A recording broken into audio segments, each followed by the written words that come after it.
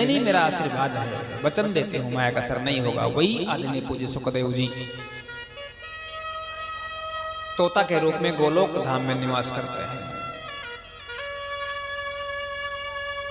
मृतलोक में आ गए, मैया के गर्भ से वो एक बार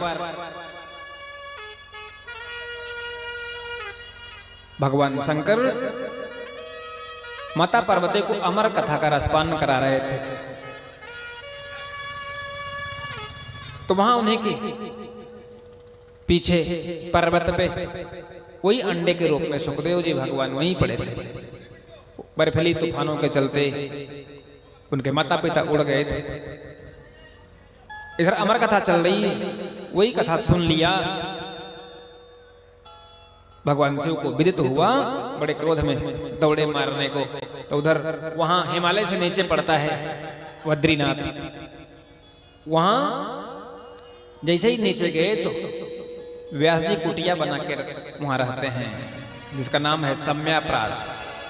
उनकी पत्नी बिटका देवी बड़ी परेशान है, जमाई लेते हैं कि यही कह रहे हैं कि पुत्र इतना समय बीत गया, पुत्र तो हुआ नहीं।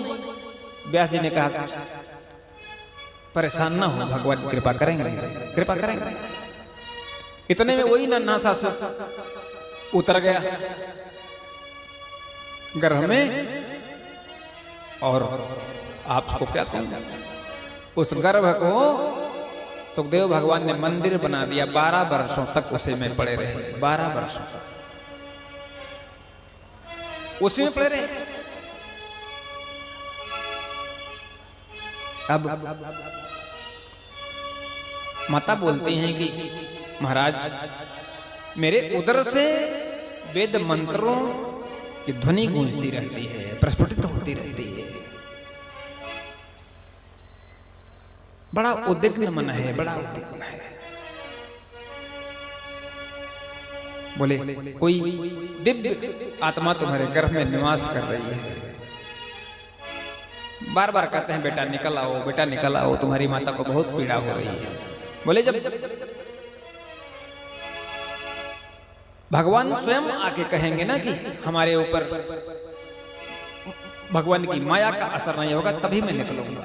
आना पड़ा। सुखदेव भगवान निकले, सीधे जंगल चले गए। बहुत कोशिश किया व्यास जी महाराज ने, लौटा नहीं पाए। ऐसे सुखदेव भगवान को प्रणाम करते हैं, लेकिन ऐसे सुखदेव भगवान वो रुके नहीं तो भागवत कैसे पढ़ी, किससे पढ़ी? अब ध्यान दीजिए। आप सूर्य ने कहा, बहुत सुंदर प्रश्न है आपका। नारायण के पुत्र हैं ब्रह्मा, ब्रह्मा जी के पुत्र वशिष्ठ जी हैं, वशिष्ठ जी के पुत्र हुए शक्ति, और शक्ति के पुत्र हुए पराशर, पराशर के पुत्र हैं महर्षि वेदव्यास। अब जब वेदव्यास ने अवतार लिया ना, मैया सत्यवती ने कहा कि वो भी जंगल चले गए। बोले तुम्हारे बिना मैं कैसे रहूंगी? बोले माता जब भी आप हमको याद करोगे ना, हम प्रकट हो जाएंगे। बद्रीनाथ जाके सुंदर आश्रम बनाया, वहीं जाके रहने लगे। वहां से स्वर्ग दर्शन होता है। अब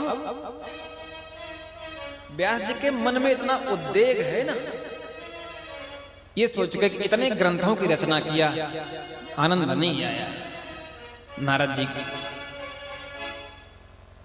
मिलते हैं, 4 मंत्रों की भागवत उनके कान में उतार देते हैं। उस 4 मंत्रों की भागवत से व्यास जी 18,000 मंत्र की रचना करते हैं। विशाल श्रीमद् भागवत महापुराण बन के तैयार है। लेकिन समस्या यह है कि बताऊं कैसे, किसे बताऊं इसको?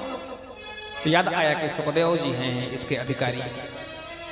अपने शिष्यों को भेज के वो श्लोक रटा रटाया, सुनवाया। इतने सुंदर श्लोक थे, उसे सुन के सुखदेव जी की समाधि टूटी। दौड़ के आए पिताजी के पास, जनक जी से परीक्षा करवाई कि काम क्रोध लोह मोह सब जीता है कि नहीं। सुखदेव ने जब उन्होंने पुष्ट कर दिया, तब जाके उनको भागवत की कथा सुनाई। वही सुखदेव जी भगवान जब परीक्षित को श्राप मिला, ये तक्षक आज के 7वें दिन तुम्हें डस लेगा। परीक्षित जी की सभा में आते हैं सुखदेव जी भगवान। 7 दिन में सुंदर कथा सुना के परीक्षित को मोक्ष कराते हैं। बोलो जय श्री कृष्ण। शौनकादि ऋषि ने पूछा, ये परीक्षित कौन है, किसके पुत्र हैं परीक्षित? बोले इनके